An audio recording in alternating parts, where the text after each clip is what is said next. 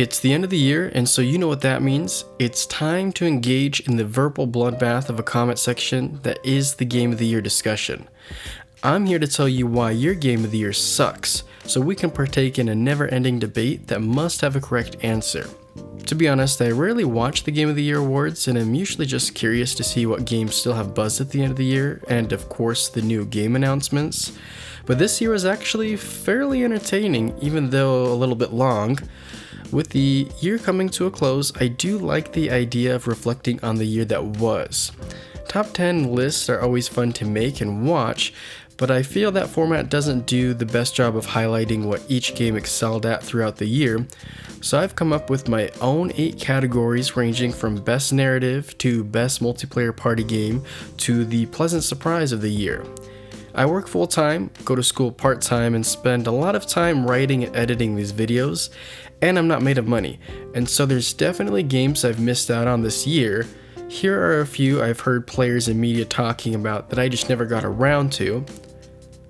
Also, there are the games I've played but haven't finished to varying degrees. Naturally, I wouldn't be able to pick any of these games for the best narrative, but that doesn't mean they can't be considered for another category like the best visual design. Throughout the year, I've also spent a decent amount of time crossing off old games from my backlog, as well as a few I replayed to capture footage for upcoming projects.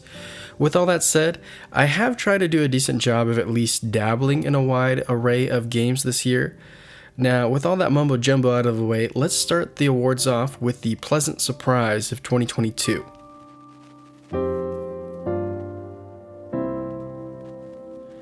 Pleasant surprises are almost entirely dependent on one's expectations going into an experience, and so even if you try to remain neutral going in, it's almost impossible to have no biases.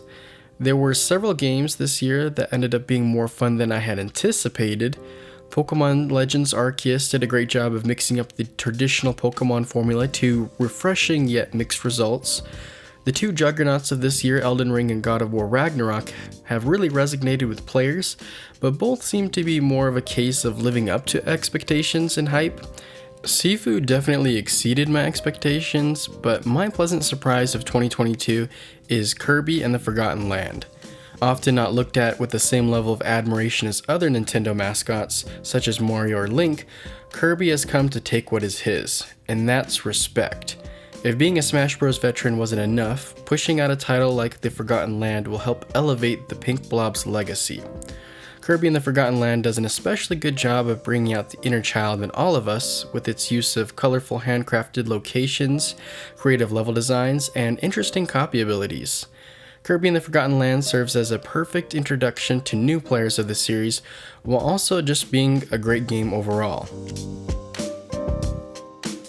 With a few pleasant surprises throughout the year, naturally there's the flip side of that coin, and that is the biggest disappointment of the year. I think it's important to clarify that this isn't the worst game of the year. I have a hard enough time keeping up with all the good games throughout the year. I'm not going to spend what game time I do have on games that look bad. So again, this is all about expectations. For many, a game like Gotham Knights would fit here after expecting it to be the next game in the Arkham series. For more nefarious reasons, Gran Turismo 7 left a bad taste in many players' mouths and wallets. Being honest, I was personally the most disappointed this year by Elden Ring. I went in expecting Ghost of Tsushima on lethal mode meets a Skyrim-like open world, but ended up feeling I wasn't even playing the same game that everyone was describing to me. I felt like I was just aimlessly wandering around into one frustrating combat encounter to another. With that said though, I don't think I gave the game enough of a fair shake to really know how I feel about it. So removing Elden Ring out of the equation this year, I was the most disappointed by Mario Strikers Battle League.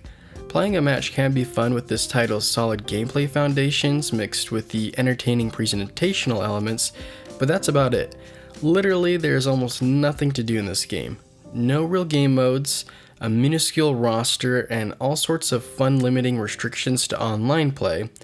With a 15-year gap since the last title, I would have hoped for a more complete game than this eShop demo.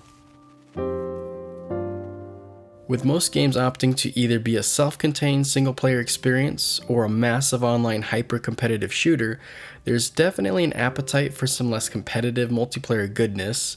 What game are you busting out at the party when grandma's in the mood to play some games, but Wii U Sports is too scratched up and you can't afford to buy a new TV again?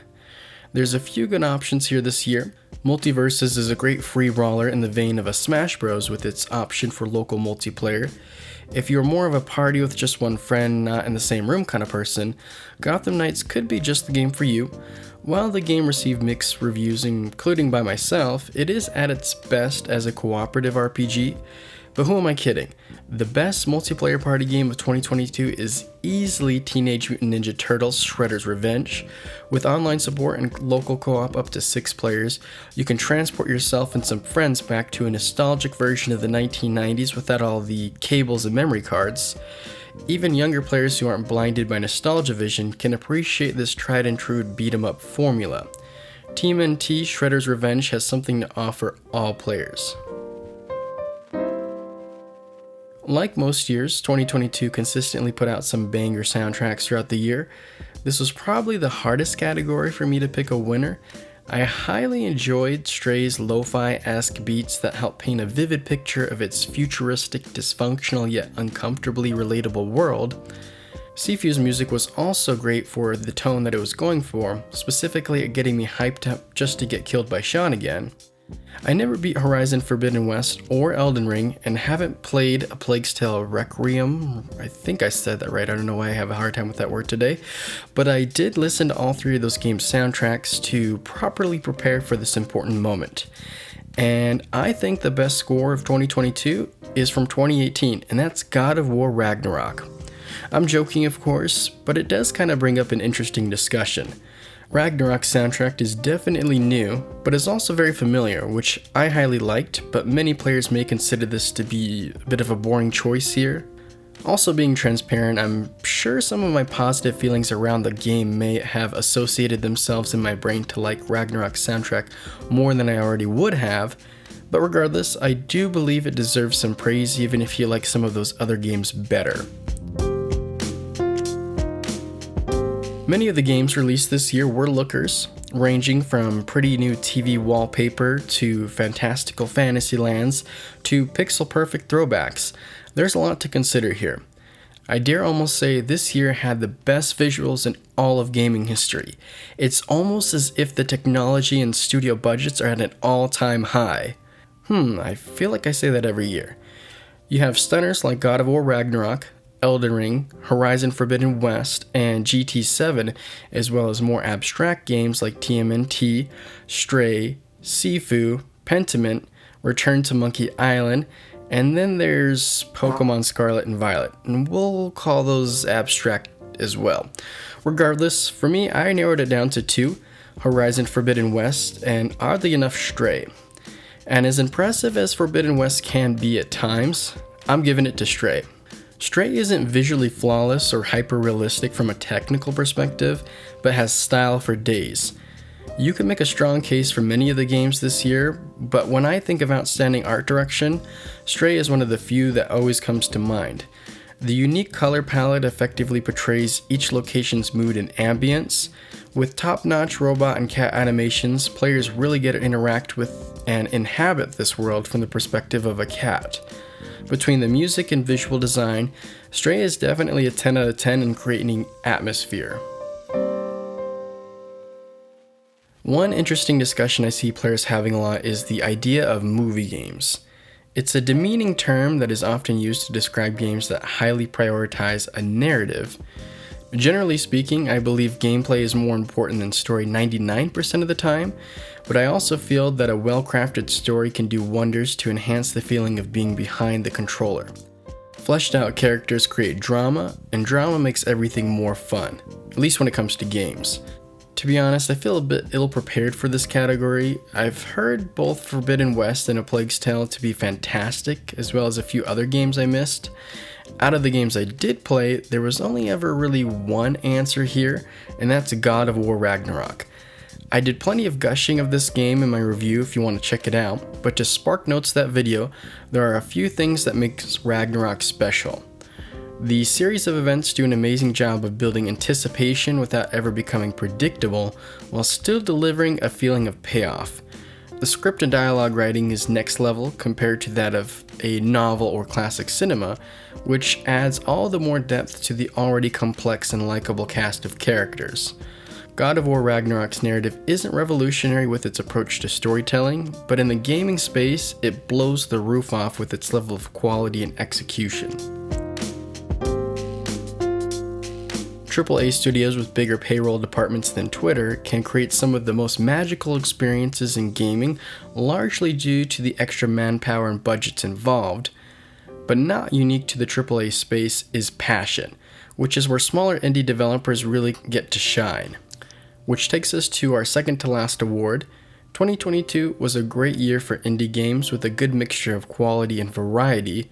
There was a little something for everyone this year, with some of the standouts being Stray, Tunic, Sifu, Cult of the Lambs, Neon White, and TMNT Shredder's Revenge. And while I still have yet to check out Neon White and Cult of the Lambs, I can say I enjoyed the other titles mentioned in some way or another. I haven't finished Tunic, but taking into consideration, at least to my knowledge, that only 2 people worked on that game, it kind of automatically makes it the true indie game of the year. Again though, I haven't finished it, but I thought that was worth mentioning. I really enjoyed Stray and TMNT, but I feel Sifu more than earns the nod here. I really like Sifu due to its combination of engaging combat, sound design, art direction, and homage to martial arts culture. This game made me realize that I do enjoy a difficult game if it's fun. I can think of very few games where I was still having fun after dying so often. Difficult does not equal fun, but fun and difficult together is like peanut butter and honey. And now, several updates later, there's a ton of new options that offers more challenge and accessibility to the players. If you enjoy smooth and challenging combat, I would 100% recommend checking out Sifu. The last category, and perhaps the most important, what game was the most fun in 2022? What is fun is very dependent on our taste, of course, like any of these other categories. I think if I did a poll of the general gaming public, Elden Ring would win this hands down, with Ragnarok in second, but as I mentioned, I have yet to click with Elden Ring's gameplay loop. A game like Gran Turismo 7 is a lot of fun from an engaging simulation point of view, while Pokemon Legends Arceus injected some excitement to its very traditional formula. I had a lot of fun with Kirby and the Forgotten Land as well as Return to Monkey Island, but easily narrowed this category down to God of War Ragnarok and Sifu. Between these two, I'm giving it to God of War, but Sifu was legitimately a close second. Asking myself to rate these titles on a fun factor, both are top notch. One of the main reasons I feel Ragnarok pulls ahead is due to its more diverse approach to combat. Between the legendary weapons and enemy variety, God of War Ragnarok takes combat to the next level. I mentioned this in my review, but I can't help but be in awe with the dynamism to each weapon's wide array of applications as well as how they all complement each other perfectly. To me, the main thing that makes God of War special is its unique pairing of 10 out of 10 combat and story. There you have it, the undisputable best games of 2022. Forget Jeff Keighley's Game of the Year awards, this is where the real Bill Clinton's at. Speaking of which, did anyone really expect Elden Ring not to win? I was personally happy to see it be acknowledged for its unique game direction, while God of War's trophy showed its level of excellence and quality across several areas. I already had my winners picked out and 70% of my script written before I saw the show, but I didn't need to see it to already have written down that Elden Ring won. I would love to hear your thoughts in the comments. In all seriousness, I don't really care about the Game of the Year winners, but I like to see the industry look back and appreciate these works of art many people put their heart, sweat, and tears into. Make sure before you go you leave me a like to help the channel grow. I appreciate you for watching, and until next time, see ya.